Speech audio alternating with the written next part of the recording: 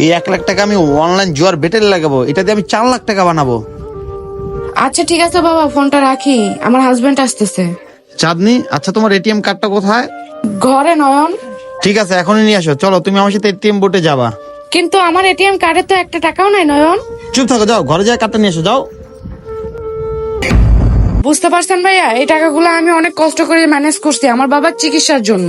আর ও চাই এই টাকা দিয়ে ও জুয়া খেলবে, আর জুয়া তো মানুষকে ধ্বংস করে দেয়। ও লোভ করে যে 1 লাখ টাকা দিয়ে 4 লাখ টাকা বানাবে।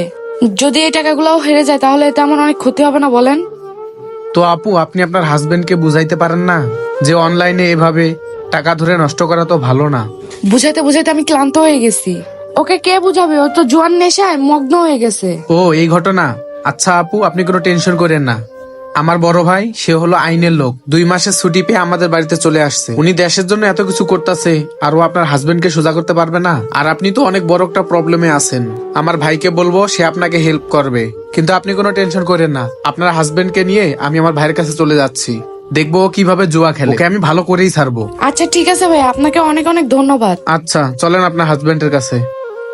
বর্তমান সময়ে হাজার হাজার ছেলে নষ্ট হয়ে যাচ্ছে এই অনলাইন জুয়ার কারণে। আর আল্লাহ পাক আমাদেরকে এই হারাম কাজ থেকে বিরত রাখুক। আমিন।